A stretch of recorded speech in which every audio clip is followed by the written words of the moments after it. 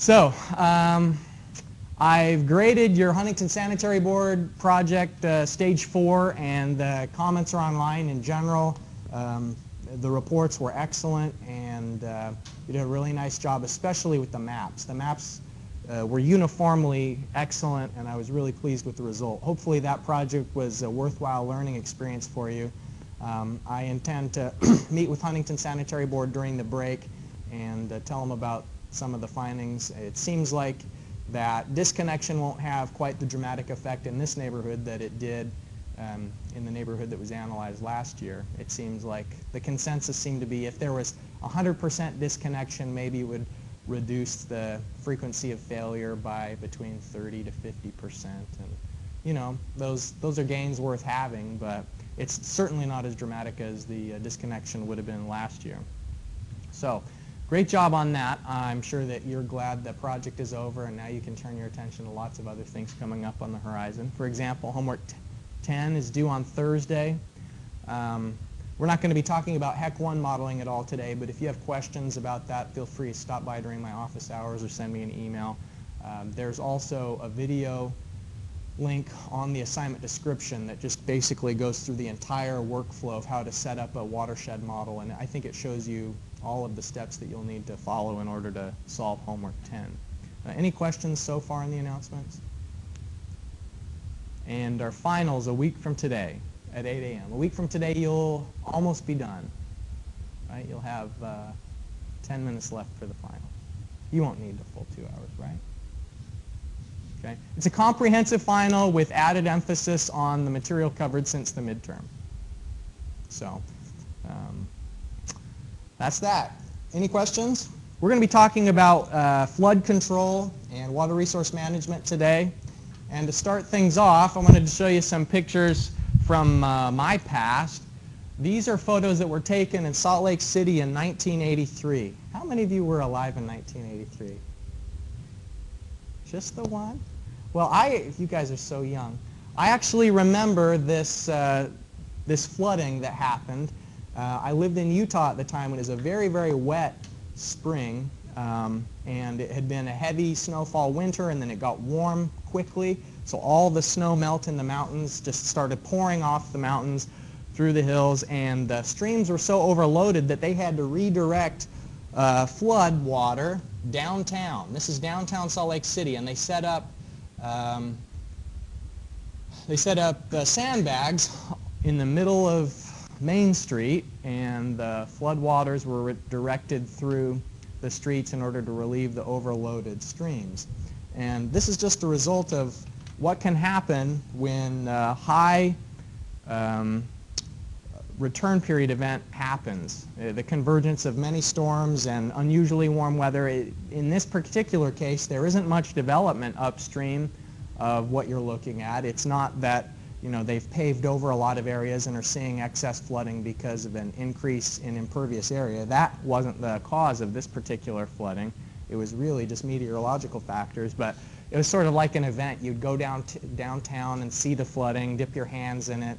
They called people, and it was actually mostly volunteers that did all of this sandbagging. They said, Salt Lake City's going to flood. We need people to bag sandbags, and so people just sort of showed up.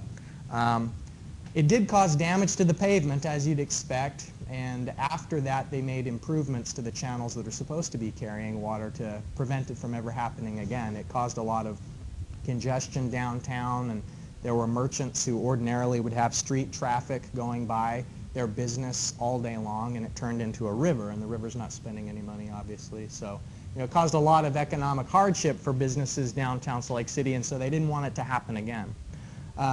The photos beneath here are all flooding photos taken in West Virginia. And you can see that flooding has the possibility of causing damage to vehicles and homes and reducing the value of property by having a lot of debris just sort of wash up. There's also environmental consequences when there are hazardous waste sites or places that just discharged harmful chemicals like smelters. Back before the 1960s had much looser environmental regulations than they do now, and they'd have tailings ponds. And this happened a lot down in New Orleans during Hurricane Katrina in 2005, that flooding would wash contaminated sediment and chemicals into residential areas, and so that can be a risk associated with flooding as well.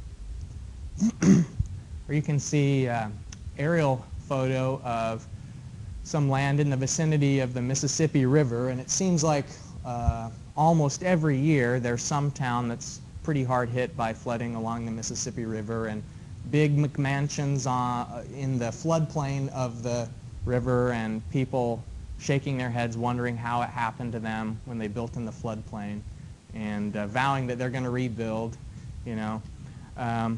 Sometimes the flooding occurs when a levee breaks, and we're going to be talking about levees today and the way that they are intended to reduce the cost of flooding.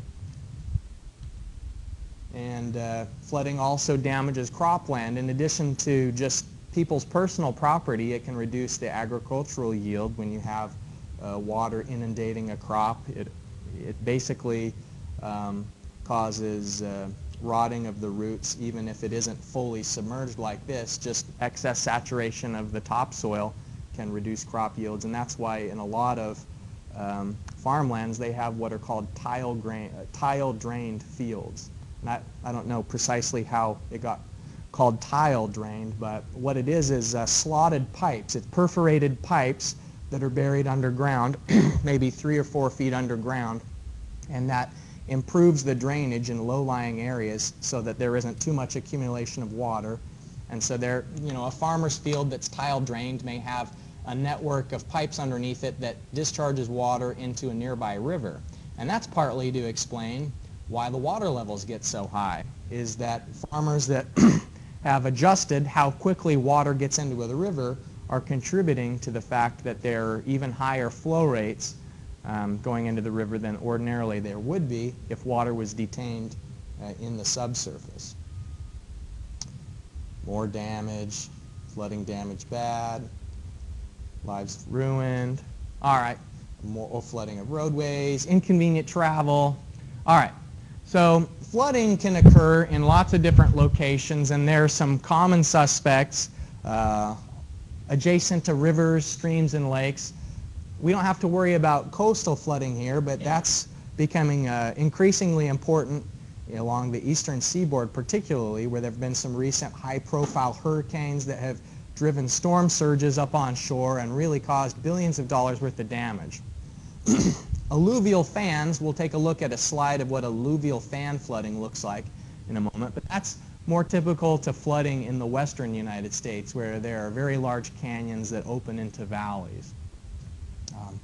Flooding can also occur when there's subsidence or soil movement. Also, areas influenced by structural measures, meaning that when there are things like levees or reservoirs built, the failure of those structural measures can cause flooding. And just in general, it's any place that has surface runoff and not enough drainage to account for that runoff.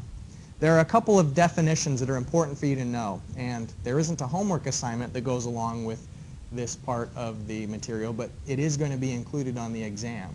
And what's really easy for me to assess on the exam is your understanding of certain key words. And so I'll make the point that it's important for you to understand and be able to describe what these words in italics mean. A floodplain is the flat area that's adjacent to a river, stream, or a bay that's normally dry, but during very high return period events becomes saturated with water. So here's an image that is showing both the channel and also the adjacent floodplain. Huntington is on a floodplain. That's why it's flat here in Huntington, is that over the hundreds of thousands of years that the Ohio River has been in this area, occasionally the flows have been high enough to scour a flat area. If it wasn't for the river, it wouldn't be flat here. It would be mountainous like it is in the rest of the area. But the water levels only get high enough to saturate where we're standing now very infrequently. And so you can see that there is a wide, deep channel and then flat land adjacent to the channel. Here's a cross-sectional view of the floodplain and the valley and the actual stream. The channel here that's defined as a channel, typically that really well-defined channel is large enough to accommodate the 2-year flow. That's usually the most distinct aspect of the channel is what will carry the 2-year flow. And then the floodplain is that area which would carry the 100-year flood, but the stream valley extends beyond the 100-year floodplain to include areas that are still going to be flat because of where historically the flow goes in very high return period events.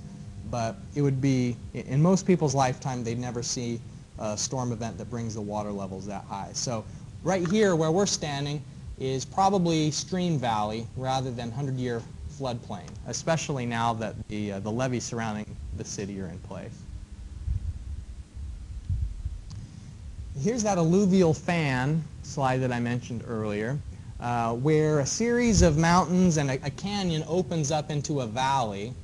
There's this cone that debris and water will sort of spill over as water exits a canyon. And here you can see a classic alluvial fan, and the reason why there's all of this brown stuff is that's where the sediment settles when the velocities reduce as water comes out of the mountainous canyon.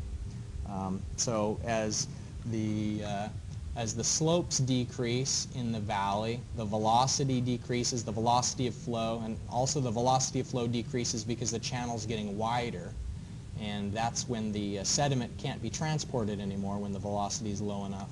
And you can see here that it's classified as zone AO. Now that AO is a classification that's designated by FEMA, the Federal Emergency Management Administration or something like that. FEMA, the people who did so well down in New Orleans during Hurricane Katrina. And, they do floodplain mapping all over the United States, and they have these different zones that correspond to the risk level. And depending on which zone you live in, if you'd like to get flood insurance, the rates change. And I hope that we'll have some time to look over a tool that FEMA makes available where you can map a location and find out what zone it is. They've delineated basically the entire country, and sometimes when you're moving into an area, if it says that it's a high-risk area, you can have it resurveyed and checked, and they alter the maps pretty frequently to keep up with what areas are high risk for flooding. And zone AO corresponds an area where the 100-year flow is going to increase the depth of water between 1 and 3 feet. So that's a pretty high-risk area AO. You'd have high flood insurance rates if you're living in an AO. Okay. Here in this figure, it's showing a couple of important definitions. First of all, it's illustrating the issue of encroachment. And encroachment is what happens when people are putting fill into the area that should be open for conveying flow. You know, a channel has a cross-sectional area, and it's that cross-sectional area that gives it the capacity to convey flow. But you can see here in this diagram that along the edges, somebody has put in some artificial fill. People here do that all the time. You'll see like signs up that say fill wanted, no roof shingles or garbage. You know, they're looking for broken up concrete, they're looking for dirt, they want clean fill. They usually say clean fill wanted. And so what they're trying to do is dump extra soil along the stream bank so that they can build a flat area and maybe extend their yard. Encroachment has to be regulated, and there can only be a certain amount of encroachment, and typically the rule is that the floodway has to be kept clear. And so let's look at originally what there is. Now the main channel is what carries flow most of the time. You know, this main channel will carry flows up to the 2-year storm, maybe beyond it. The 100-year storm ordinarily would have this depth, this base flood elevation. That is the 100-year storm, and you notice that the width of it is out to this blue line. So the blue line, the 100-year floodplain, is showing if there wasn't any encroachment, where the water level would extend to. That's how wide the channel would be, and this black line here, the lower black line, is showing what would be the flow depth in the 100-year storm. People can encroach only enough to raise this level by 1 foot. And so you can see that that's what they've done. They've added fill in the fringe. So this fringe area is, the floodway fringe is where you are allowed to encroach, because this is how much cross-sectional area can be reduced to raise the water level only 1 foot. If they encroach more, that's going to cause the water surface elevation to come up further beyond the 1 foot limit. And so the three important terms here are that there's the floodway, and that is what must be kept clear. There can't be any development in the floodway, but there can be development in the floodway fringe. And this issue is all about preventing too much encroachment in an area. Any questions about that? Floodway fringe, floodway. Here in Cabell County, the county has a flood control ordinance, and it mimics this, it matches this regulation exactly, that 1 foot of increase for the 100-year flow is what's allowable, and any encroachment beyond that isn't permitted. Most people don't go get permits before they start throwing fill towards the creek in their backyard. There's a lot of illegal encroachment in the county. You see it all the time, but I guess they've got bigger fish to fry. The purpose of floodplain management is to reduce the probability of flooding by either modifying the flood or changing how structures are damaged when flooding occurs, and then when flooding does occur, helping people who've been affected by it. Now, these first two bullet points, reduce flood susceptibility, and that's talking about probability and statistics. Most people, like the general public, are very bored with probability and statistics. They don't see the long view. And so when a politician has a project to reduce the probability of flooding, people fall asleep, and they have no interest in that. But when a politician hands out money to people who've been affected by a flood, that makes for a great soundbite. That's really like compelling TV footage. People whose all their photo albums are washed out by the flood and they got mud in their front yard, and people demand, we got to give emergency relief to these people. And so the reason I bring it up is that politically the priorities are very different than from an engineering standpoint the probabilities would say they should be. From an engineering standpoint, we'd say it's far more effective to spend money on flood prevention than on flood relief. But flood prevention is almost invisible. You can't convince people that they've received a benefit because they are less at risk of an event that they didn't have.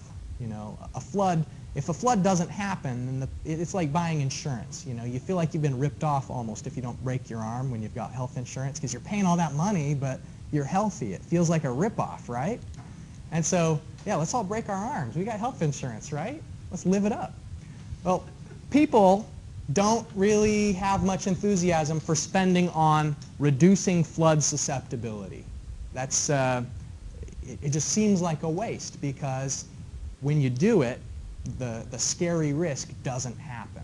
And so when you're successful, people don't notice the absence of the thing you were trying to prevent. They don't say to themselves, it's been a while since my yard got flooded. I'm going to re-elect that politician who enacted that flood control measure. That's just not the way people think. So there is a flood insurance program, a national flood insurance program that's subsidized by the federal government to try and address this item 3, assisting individuals who have been affected by floods. And beyond the insurance program, there's emergency relief even for people who haven't over the years bothered to buy flood insurance. And so there's a lot of funding available for assisting people, but much less for prevention. So the National Flood Insurance Program has certain requirements that's geared towards trying to do a little bit of something towards bullet points 1 and 2. Even though what it's really all about is pooling risk and taking in premiums so that payouts can occur when damage exists, There are other things that the flood insurance program requires have to occur before a community is eligible to receive insurance. For example, here in Cabell County, nobody could get flood insurance if the county didn't have a permitting system to try and protect flood hazard areas.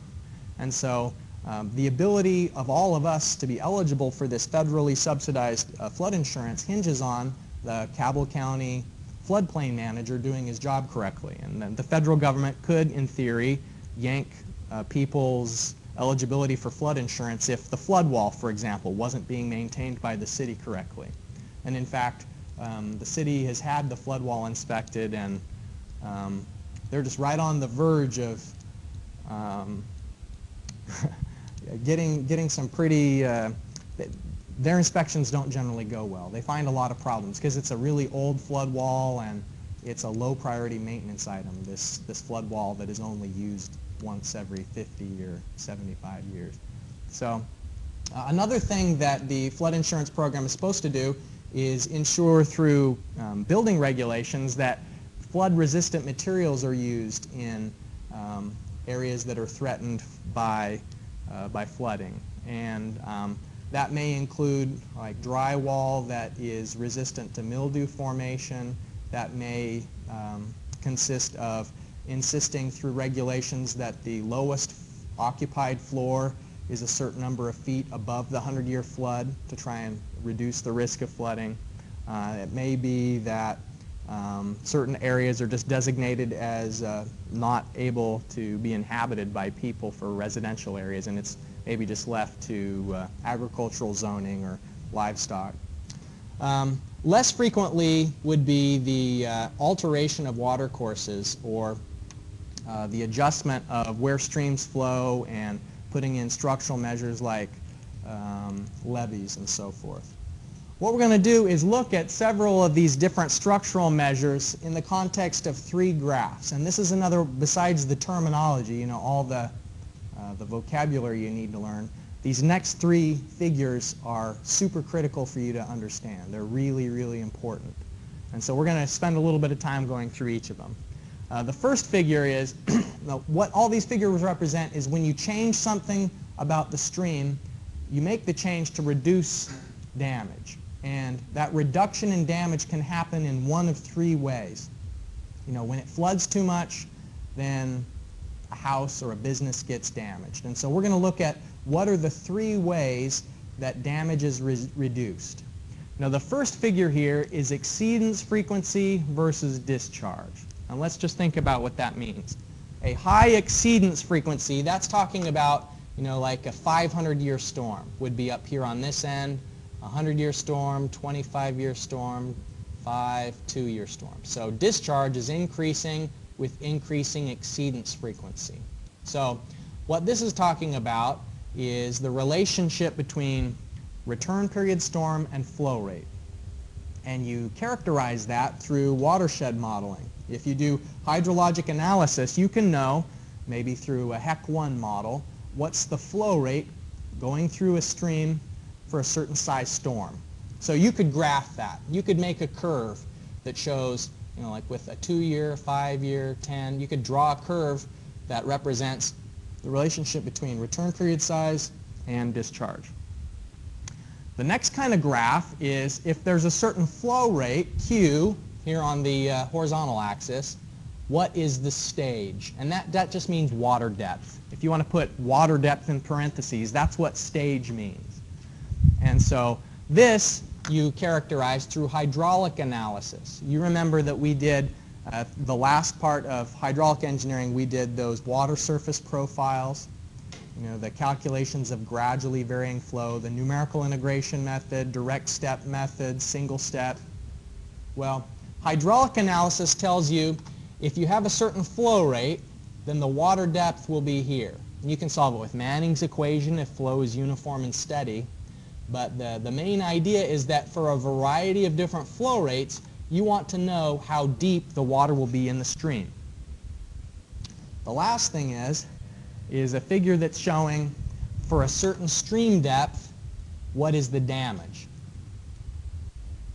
Now I have to point out something about this last graph. The other two have the input parameter on the horizontal axis. In other words, the independent variable is exceedance frequency and the dependent variable is discharge. The same thing is true here. For some discharge, what is the stage? That's switched in this last figure. You start off by saying what is the stage, and then you find the damage level associated with that stage. And so you're not putting in a certain damage level and finding out what is the stage. It's the other way around. Now the way that you find out what this curve looks like is through economic analysis. You can go to a map of the town and say, if the water level comes up to this elevation, how many businesses are underwater? If it comes up another foot, what's underwater? And so essentially, it's just for certain depths, how much damage is there going to be. Now each of the things we're going to look at changes one or more of these curves, hopefully to reduce damage in the end. The main thing we're trying to do is make it less expensive when there's more flooding. And there's a lot of different ways to change those curves, and we're going to step through each of them. But before we do that, any questions about the underlying theory of these three graphs? Cameron? Okay, yeah. Well, you know, who's to say why it's leveling off here? It wouldn't always be this shape. But I think what they're showing here is that, you know, once things are pretty flooded, that it can keep getting deeper and deeper, but it's already underwater, so it's not going to cause that much more additional damage. If the water's up to your second floor, it's not going to cause that much more financial loss if it goes all the way up to the roof. You're already out of luck, you know. So that's why it's nonlinear anyway. And the same thing is true here of discharge, is that a stream doesn't have a linear relationship between flow rate and how deep it gets. Because as the flow rate goes up, so does the velocity. And so additional discharge may be accommodated by increasing velocity rather than increasing depth. Or it could be a trapezoidal channel. And remember, as the depth increases, the cross-sectional area increases at more than a linear rate. Other questions? So, we haven't been through any of these different alterations, but try and think, what is something that you could do to change the relationship between, well, here's an easy one, stage and damage. You know, what could a builder, a homeowner, a planner, you know, when it comes to flooding, can you think of anything that would change how much damage there is when the water level gets to a certain level? Okay, so moving property away from the stream. And so what that'd do is that'd probably shift the entire curve up, because the stream level would have to get higher and higher. If everybody moved away from the stream, then it would have to get higher before there's any damage. Okay, that's a good one. What about stage versus discharge? Now, what's bad with stage versus discharge? You know, like, how could we change that curve to make flooding less likely? What do we want to do? Do we want to make that curve higher or lower? Which one of those is going to make us better off?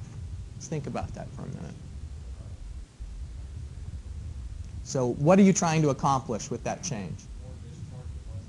Okay, exactly. So you want to have a lot of flow without getting the water level very high. Okay, so can you think of an actual physical thing people can do to increase the capacity of a stream? Okay, so you can excavate it, you can dredge the stream to actually, you know, if you dredge the stream, then that's basically a way of lowering the stream if you scoop out the bottom. Or you could make the stream a little bit wider. And so that's the opposite of encroachment, right? Encroachment is when people have been filling in the sides, and that forces the stream level up. Well, if you take out areas that are encroached upon, then that lowers the stage for a certain flow rate. And then that is going to lead to less damage. Now, discharge versus exceedance frequency is a little bit more abstract at first. So I won't ask you to come up with one on your own, but we'll take a look at some of these measures that will do that very thing. So in flood control, the manager has essentially two choices, and they usually will pursue both of them simultaneously. Structural measures are like physical modifications you can make. It may be adding a flood control facility like a diversion, a levee, a reservoir, or modifying the channel through dredging or widening the banks. Non-structural measures are usually, it can still be, it's a little confusing term because like if you raised a house to make it higher, they'd call that a non-structural measure, even though you'd expect like a structural engineer is going to be involved, you know, but it's not related to the stream. And so modifying a structure to reduce the susceptibility of damage from flooding would be called a non-structural measure. So it's basically flood proofing is non-structural measures. Structural measures only refer to the water course. And usually what they'll do is perform analysis to find out what gives the best benefit to cost ratio. You can spend $1 widening the channel, you can spend $1 building a pond or raising houses, and they'll analyze all the alternatives and find out which yields the greatest benefit. So let's look at what a reservoir does.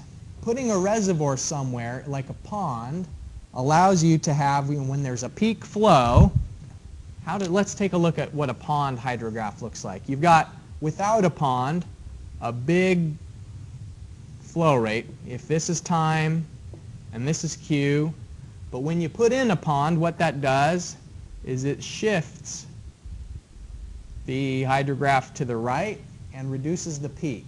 Because remember, if we have a tank, which is essentially what a reservoir is, you've got in and you've got out.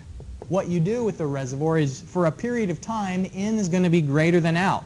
The water level will rise. There still is flow out, and you know that because you've sized ponds this semester. You did a pond sizing activity, and you looked at the different hydrograph in versus the hydrograph out. So by reducing the peak flow rate, what you're doing in this case, the dashed line is representing the new curve. So what a reservoir is doing is it's saying for a certain exceedance frequency, the discharge is going to be lower than it was before. So like for that 200-year storm, instead of having a big flow rate, you're going to have a lower flow rate. That's the change. Now down here at the low end, what that's saying is that for a very small storm, you're going to have a higher discharge than you would for original conditions. And I'm not sure why that is. It might be that the water can flow over the surface of the pond. Like if the pond is empty, the reservoir is empty, then it can flow quicker towards the outlet than it would have if it was a meandering stream. I'm guessing that's probably what they meant to represent by this initial phase here. But the important part of it is here at the bigger sized storm events. So if the exceedance frequency is going to, if a certain size storm is going to have less discharge, then that means that your stage is going to be lower, and if your stage is lower, your damage will be lower. So the way it saves money is by modifying that very first relationship of exceedance frequency and discharge. Now, the disadvantage of something like this is that the reservoir can be filled in with sediment. You remember that alluvial fan photo that we saw. A reservoir acts a lot like the valley in an alluvial fan. When you have a stream opening up into a big wide area, the sediment drops right out of that because this is a spot where the velocity is going to be low and it doesn't have the energy to continue to suspend sediments. And so over time, these reservoirs can be filled. And it gives you a false sense of security in a way, because when you have a flood control reservoir, then people feel protected, and what they'll usually do in result to that is they'll just build more expensive homes in the flood zone. And so this relationship, the damage versus stage, won't always stay the same. You know, in the future, there may be more damage. So if this curve is shifted to the right, that means that there was even more development than before the thing was built. And I had a professor when I was at Purdue who was a transportation engineer, and he did a lot of study about seat belts and airbags and human behavior. And what he found is that whenever you put an additional safety device in a car, people just speed up. Like they feel more safe, and so they drive faster, and it cancels out the benefit of the safety feature. So if you've got anti-lock brakes, and you know, it's a Volvo, so it's got that crumple frame and airbags and all the safety features, people end up spending that extra safety on increased speeds. And the same thing is true here. The human behavior when it comes to managing flood control is that if you put in a reservoir or any other kind of structural measure, that the stage damage curve isn't static. As development continues, then this curve will be shifted to the right, and that increases the overall damage that will occur for a certain size storm. So a typical exam question might be, draw the three curves associated with analyzing the relationship between flooding and damage, and show how a reservoir would change those curves. And so what you'd do is basically just replicate what you see on screen here. You'd think, well, what a reservoir does. A reservoir doesn't increase the channel efficiency, so it would be the base condition there, and you'd think a reservoir isn't going to change the relationship between damage and stage, at least not directly. Indirectly it might. But the direct change is here, exceedance frequency versus discharge, and what it does is the reservoir reduces the flow rate that's going to be going through a stream for a certain size storm. And so that's what you need to illustrate in a test question like that.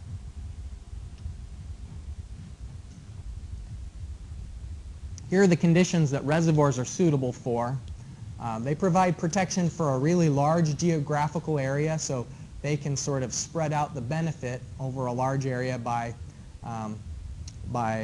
containing the water rather than trying to protect a certain area. You know, the contrast, a reservoir is sort of the opposite of a levee. In the case of a levee, what you're trying to do is you have a high value area that you're going to be blocking off, and everything else is opened up to the risk of damage. Whereas in a reservoir, what you're doing is you're trying to wall in an area to keep the water in rather than keep the water out. And so a reservoir spreads the benefit over a large area, and it gives you a high degree of protection, but it can really be a costly endeavor. And so they're usually only suitable if you can show that the economic value of the property that's going to be damaged exceeds the construction costs on an annual basis. It also has some other minor benefits, like you can potentially use the water for other purposes like irrigation, and you have to make sure that land area is available. But reservoirs are fairly common, especially in the western United States, as a way of preventing flooding. And in fact, there are flood control reservoirs here in West Virginia as well. The Summersville Dam, and what's the big one that they're refurbishing? Like the Bluefield Dam? Bluestone, right. All right, a diversion is a structural measure that reroutes the flow. And I'll draw a diagram of what a diversion is. Let's say that we have a river, and here's our town nearby. Here's a town. And if the water is going to be getting too big that it threatens the town, but we don't really have anywhere to put a reservoir, what we could do is divert the flow somewhere else and then have it match back in downstream later on. So a diversion is just temporarily rerouting the flow away from a vulnerable area. The way that a diversion works is the same in a sense as what a reservoir does, is it affects the exceedance frequency versus discharge curve. And what you see is that normally you have this relationship between increasing exceedance frequency and increasing discharge, but now this curve is flat. And so what that means is that the exceedance frequency goes up, but there's no additional discharge going through the stream that we're interested in. And so like maybe this is the 5-year storm where it picks up.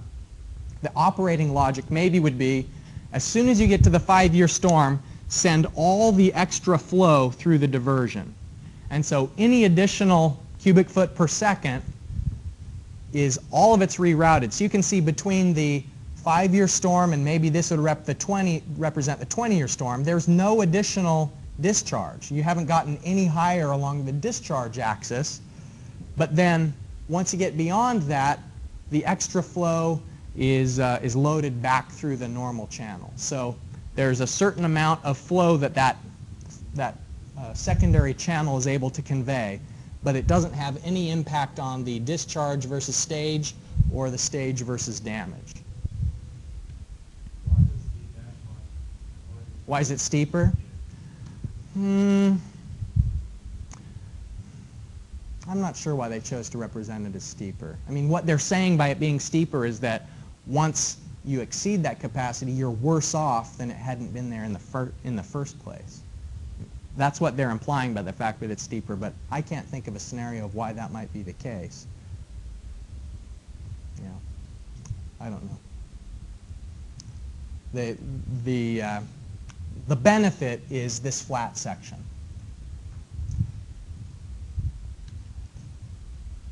There's also a variety of conditions under which a diversion is suitable. You remember, did we watch that video on what they do in Tokyo? Those big turbines, that's an example of a diversion where they're conveying their stormwater away from the urban area with those enormous pumps. Well, Tokyo is an enormous area, and diversion is suitable when you're trying to protect a large geographic area. So that explains why they've chosen a diversion there in Tokyo. A high degree of protection is desired, a variety of property types. You have to have the land available for either a channel or a tunnel, and then once again you have to do the economic analysis to make sure it makes sense.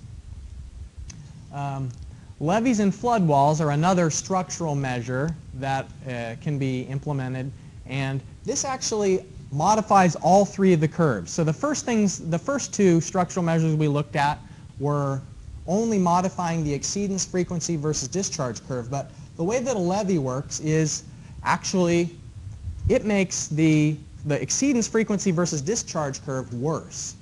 Remember, the other ones, the dashed line was below. Now what that's saying is that when you put in a levee, the dashed line is above the solid line. So first of all, why is that? Why is the dashed line above the solid line? The solid line is before and the dashed line is after. Why do you think that a levee is going to give you more flow rate for a certain size return period storm?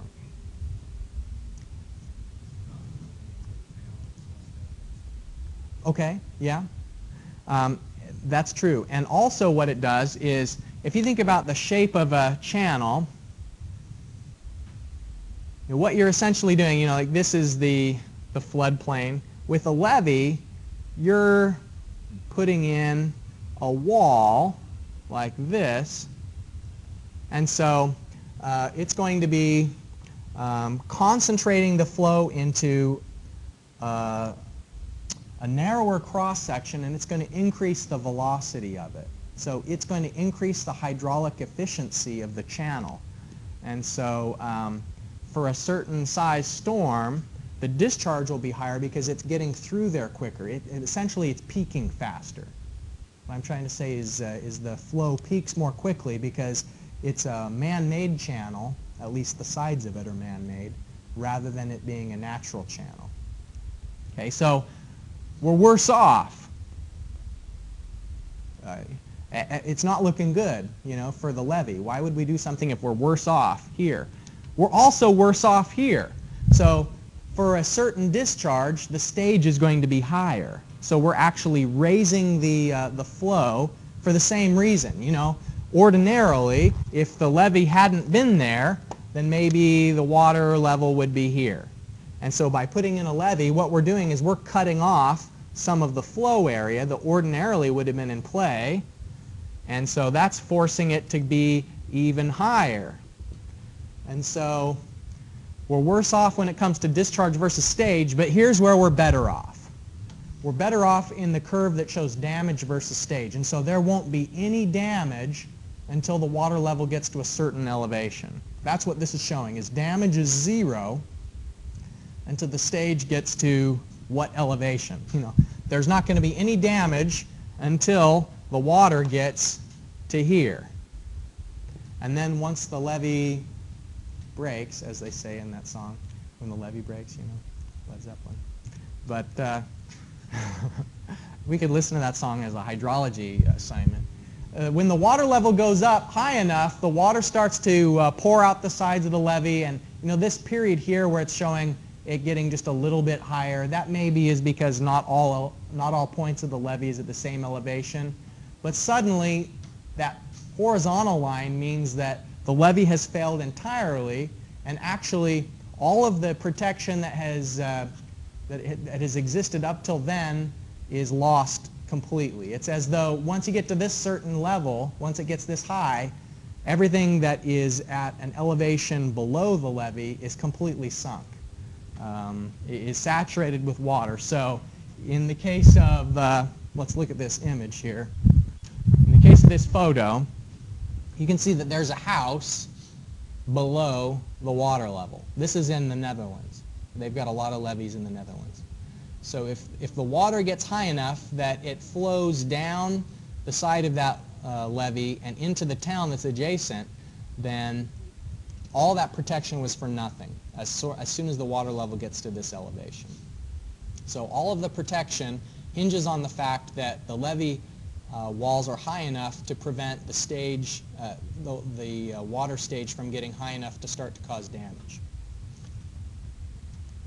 Here's a photo of Huntington's flood wall, and here's a historical photo showing it actually being used. I've never seen where the water levels got high enough that it was in contact with the wall, but here's one where it did.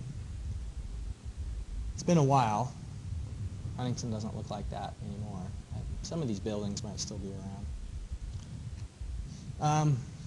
Channel modifications or dredging is a way to protect flood prone areas, and this bottom slide is an interesting case. This is Rotterdam in the Netherlands, and they have a big wall that can come up to keep the tide out. They can lower that wall at low tide and then put it up at high tide, and it prevents the port from becoming saturated with water. The water levels would ordinarily get much higher than could be tolerated. So channel modifications actually are going to increase the efficiency of the channel. So once again, you're going to have higher discharge for a certain exceedance frequency. So that's bad. But where the benefit comes from is that for a certain flow rate, the stage is going to be lower, at a lower level. And so the reduction in damage comes from the stage versus discharge relationship. Now, the last thing we'll take a look at is flood proofing. And flood proofing can be raising a structure in place so that its lowest occupied level is higher than it was before, or it might be putting in flood warning systems or small levees or waterproofing walls. And you can see what that'll do is it means that you can get to a higher stage before you get a certain amount of damage. And so for a certain water elevation, you're going to have, let's see, the amount of damage you'd get is lower for a certain stage. So if we had the like 10 feet of water, it would be a lower amount of damage than if you go over here to the normal curve and go down, that would be more damage. So the black line is before floodproofing, the dashed line is after floodproofing. We'll just take a look at a couple of little websites here. One is an illustration that shows, it estimates the cost of flooding for a certain water elevation. It's kind of a little animated tool that gets people excited about buying flood insurance. Let's see if it's working. All right, let's do this. And it has sound too. I can believe it. Okay, so let's say we got a 2,000 square foot house, and how much damage will 2 inches of flooding do? So it shows you it's the baseboards that get saturated. So a 2,000 square foot house, if you had 2 inches of flooding, $21,000 of damage. So they're trying to convince you, this is all the damage it could do.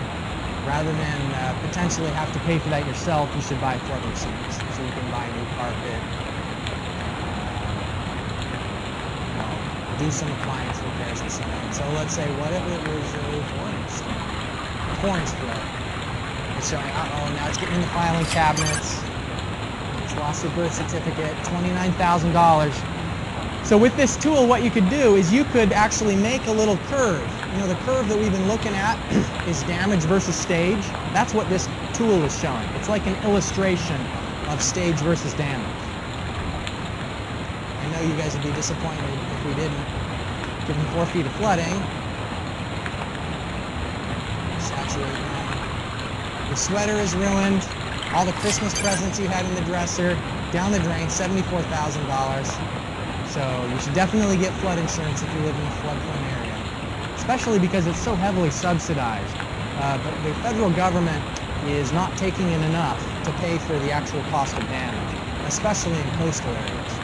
So, kind of a funny little tool. Funny to us because we didn't just have a flood, right? The other tool is there's this website that you can use to look up what kind of a floodplain risk you have. We're not going to have time to get this calculation example, which means you won't be tested on it, I'm sorry to say. What you can do is put in an address. Somebody give me an address. No, it's okay.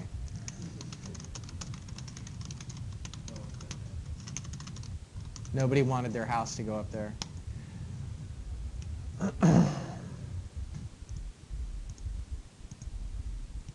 All right, what it does is create something called a FIRM, a Flood Information Risk Map, I think it stands for. And let's take a look at it. And it'll show us the area. We'll zoom in. And you remember that AO risk thing that we were talking about? Right here in Huntington, we're in zone X because of the flood wall. That means we have very limited risk of flooding. And a 100-year storm will cause no increase in the flood levels here. But the river itself is zone AE. So that's a high-risk area of flooding. Let's go to a different address. Let's go someplace interesting, like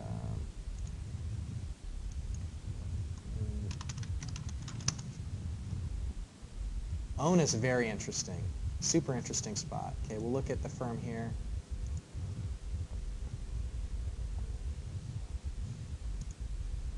Zoom in. Oh, zoomed in a little too far.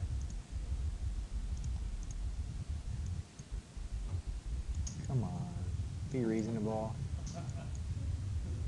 All right. So here, what you can do is you can see, all right, Grant Gardens Road. People probably live along this road, and people on this side of the road are going to be in zone AE, which is very, very high flood insurance premiums compared to people who are on this part of the road, which is designated zone X. So one of the things you do when you're buying a house, you either do it or your realtor or the title company or the insurance company, is finds out what flood zone the property falls into so that you can get a sense for what the cost of the flood insurance might be. So let's compare. Let's see if we can find the rates for zone X versus zone AE. One of the websites that I had here is flood insurance rates.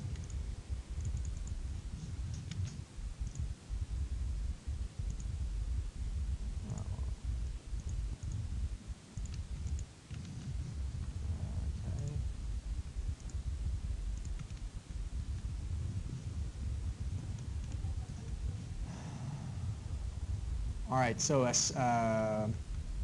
high-risk areas, zone A and V, you have to actually call an insurance agent to get the premium because the risks are so high. But Just to compare, like get a sense for that $200,000 house that we were talking about, the annual premium without a basement would be $390 if you want the building and contents insured. But if it comes to, I wish they still had the high-risk areas. The high-risk premiums used to be on the website, I think as recently as last year. They have the standard rate policies here. You can see $1,400 versus $390. So just to go from the preferred risk to standard rate is like 5 times as expensive, and then in the high-risk areas it's out of control expensive. So that gives you a sense for some of the tools that are out there to investigate the cost of flood insurance and how much damage there might be. The damage that occurs when flooding happens can be classified either as direct damage or indirect. Direct damage is actual loss of value of property that's been touched by the floodwaters. So it might be a house that is getting mildew because it's been wet, or the damage of having sediment inside your living room. Whereas indirect damage is the secondary effects of flooding, like the business that can't have customers coming to it because a road is cut off. That would be an example of indirect damage. Secondary damage would be people who are affected by those who have received direct or indirect damage. So if I have a business and all of my employees are shoveling mud out of their front rooms, then I would have secondary damage because my output is hindered by the damage that has been experienced by other people. Intangible damage is the reduction in environmental quality, like the aesthetic reduction of having an area that's been badly mauled by flooding, or it can also be a reduction in the feeling of well-being. You know, people in New Orleans had the emotional turmoil associated with flooding, and they lost faith in the security of their neighborhoods, and so that would be classified as intangible. It's hard to put a price on intangible damage.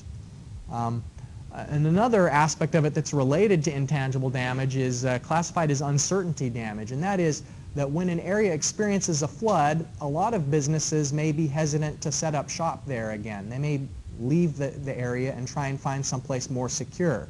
And so a town that has faced hardship because of the threat of flooding, maybe it's a failure to develop as much as it would, or people moving out after an event, would have suffered uncertainty damage.